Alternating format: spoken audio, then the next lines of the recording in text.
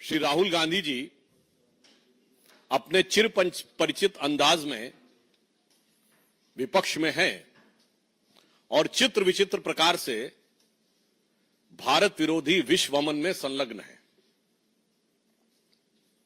परंतु इस बार जो हुआ है वो अपने आप में बहुत गंभीर और पूरे देश के लिए विचारणीय है। वे भारत के इतिहास के पहले नेता प्रतिपक्ष बने हैं जिन्होंने किसी घोषित भारत विरोधी सांसद के साथ मुलाकात करके अपने मधुर मनोभावों की अभिव्यक्ति की है। अमेरिकी सांसद इल्हान उमर जो भारत विरोधी वक्तव्यों और स्टैंड के लिए विख्यात / कुख्यात हैं, जिनके की विषय में एक सर्वविदित सत्य है कि पाकिस्तान गवर्नमेंट के द्वारा ले जाए गए उन चुनिंदा अमेरिकी सांसदों में से एक थी जिन्हें पाक अधिकृत कश्मीर में ले जाकर पाकिस्तान की गवर्नमेंट की तरफ से विजिट कराया गया था। ये अनेक मौकों के ऊपर ऐसे बयान दे चुकी हैं जो सीधे मुस्लिम ब्रदरहुड और आईएसआई के लिए प्रत्यक्ष अथवा परोक्ष रूप से सहानुभूति दर्शाते हैं। राहुल गांधी जी भारत के इतिहास के पहले नेता प्रतिपक्ष बन चुके हैं जिनका नाम एक समय पर पाकिस्तान ने संयुक्त राष्ट्र संघ में भारत विरोधी अपने वक्तव्य में प्रयोग किया था और आज अपने उनके भारत विरोधी मित्रों की श्रृंखला में एक और उपलब्धि राहुल गांधी को प्राप्त हुई है। He has further added another feather to his cap of anti India friends.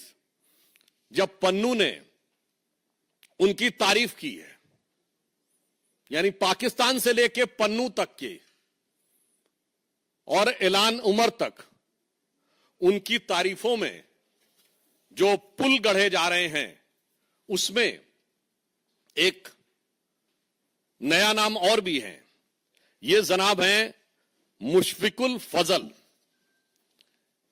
ये वो पत्रकार हैं, आप सबको ध्यान हो, जिन्होंने व्हाइट हाउस की प्रेस कॉन्फ्रेंस में और यूएन स्पोक्स पर्सन से अरविंद केजरीवाल के बारे में, अरेस्ट के बारे में सवाल पूछा था। ये है वो महोदय।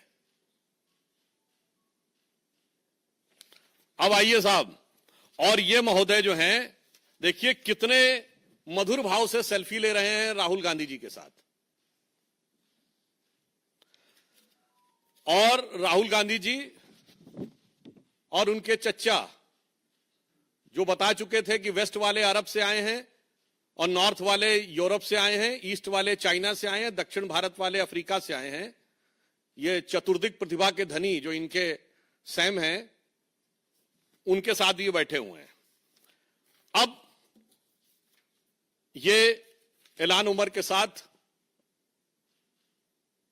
मुस्कुराहट बिखेरती हुई और हर भारतवासी को दिल को चीरती हुई यह तस्वीर है।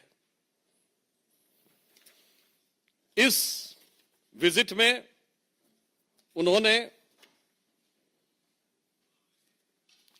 कुछ ऐसे शब्दों का प्रयोग किया है जिस पे मैं पूरे देश का ध्यान आकर्षित करना चाहूंगा। ये वर्ड्स उनकी डिफरेंट स्पीचेस में आए हैं।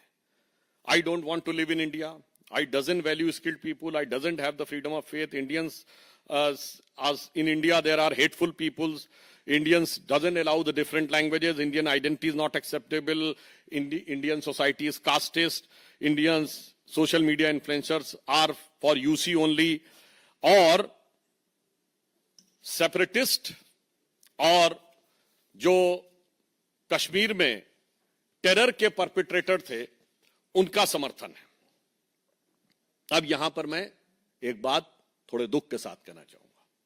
मित्रों, आज 11 सितंबर है। 11 सितंबर का दिन दो चीजों के कारण विश्व और भारत के इतिहास में अविस्मरणीय है।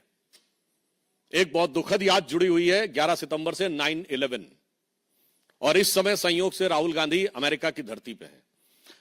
मैं पूरे भारतवासियों को याद दिलाना चाहता हूं कि 9/11 के जो प्राइम एक्यूज थे खालिद शेख मोहम्मद और मोहम्मद अट्टा, कोई पॉलिटिकल पार्टी दिखाइएगा जिसने उनके पक्ष में सहानुभूति का बयान जारी किया हो, कोई टीवी चैनल दिखाइएगा जिसने 9/11 के बाद इन लोगों के पक्ष में सहानुभूति दिखाई हो, कोई पॉलिटिकल पार्टी बताइएगा जो अमेरिका के इतिहास का सबसे बड़ा सिक्योरिटी लैप्स, जो अमेरिका के इतिहास का सबसे बड़ा इंटेलिजेंस फेलोर, जिसने उस सरकार के ऊपर उंगली उठाई हो कि इंटेलिजेंस फेलोर था और सिक्योरिटी लैप्स था ना, बल्कि पूरे अमेरिका ने और उनकी सारी पॉलिटिकल पार्टी ने फर्म रिजॉल्व किया।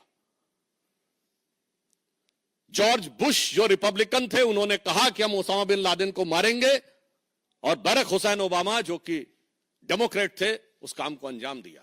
आज भारत में अगर उसके समकक्ष जो भारत की संसद पे हमला हुआ, जिसके लिए सर्वोच्च न्यायालय ने rare of the rarest crime शब्द का प्रयोग किया है अपने जजमेंट में, आप जाके चेक कर सकते हैं अफजल गुरु की हैंगिंग के बारे में, 7 साल उसकी हैंगिंग रुकी रही। और आज भी जम्मू कश्मीर चुनाव में कांग्रेस के मुख्य सहयोगी दल कहते हैं कि अफजल गुरु की हैंगिंग गलत थी, और ये राहुल गांधी अफजल की पहली बरसी पर, लोग शायद भूल गए होंगे वो जेएनयू में जो नारे लगे थे ना, भारत तेरे टुकड़े होंगे इंशाल्लाह, और ये अफजल हम शर्मिंदा है तेरे कातिल जिंदा, वो था क्या?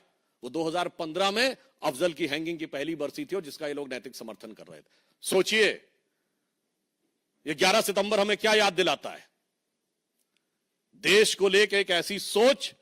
आप बताइए किसी भी अमेरिका के नेता ने बाहर जाकर कोई ऐसा विरोध किया हो? दूसरा, याद करते हुए दिल भर आता है, आज 11 सितंबर वो दिन है जिस दिन 11 सितंबर 1893 को स्वामी विवेकानंद ने शिकागो में पार्लियामेंट ऑफ रिलीजन में अपना ऐतिहासिक अविस्मरणीय वक्तव्य दिया था।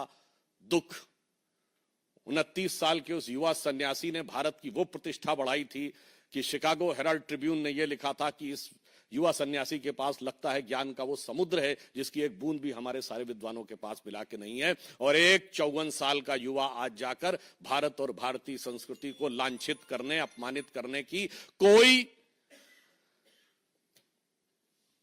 रास्ता नहीं छोड़ता। मैं पूछना चाहता हूं, राहुल गांधी ने आज तक क्या कभी जाकर वहां शिकागो में गए हैं विवेकानंद के उस हॉल में?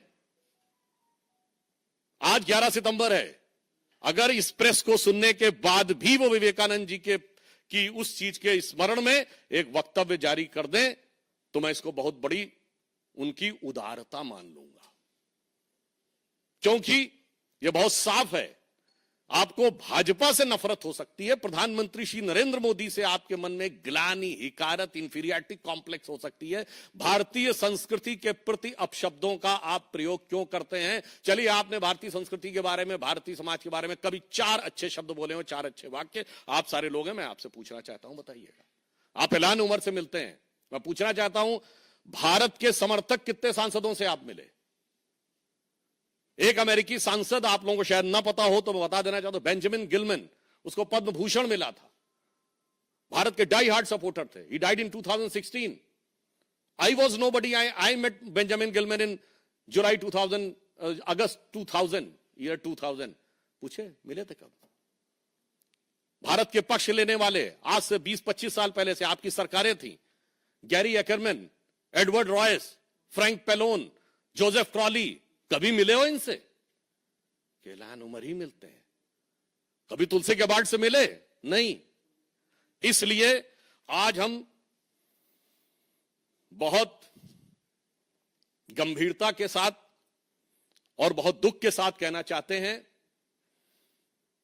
कि जो बात सैम पित्रोदा जी ने कही है, पहले तो मैं एक चीज कोट भी कर देना आप चाहता हूं, क्योंकि आज उन्होंने, सैम पित्रोदा जी ने कहा ना कि राहुल गांधी जी अब वो बहुत समझदार हो गए हैं और बहुत वो, चूंकि वो इस समय अमेरिका की धरती पे हैं, तो पूर्व अमेरिकी राष्ट्रपति बराक ओबामा ने अपनी किताब द प्रॉमिस लैंड में 2010 में भारत आए थे और राहुल गांधी जी से मुलाकात के आधार पर राहुल गांधी जी के व्यक्तित्व पर एक टिप्पणी की थी, जो मैं कोट कर रहा हूं।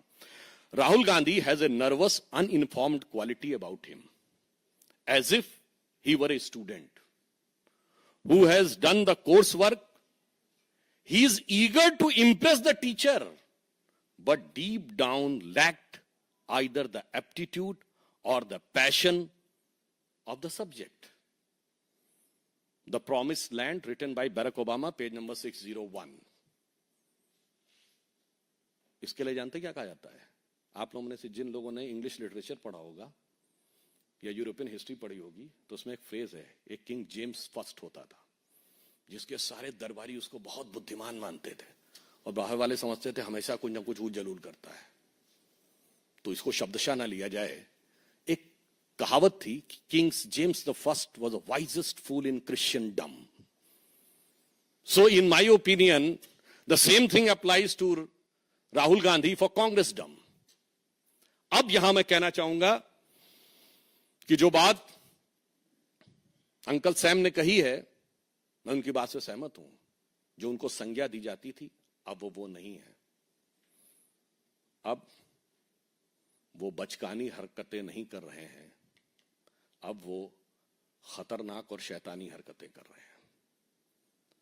अब वो हर उस ताकत के साथ हैं जो भारत को कमजोर देखना चाहती है, भारत को झुका हुआ देखना चाहती है।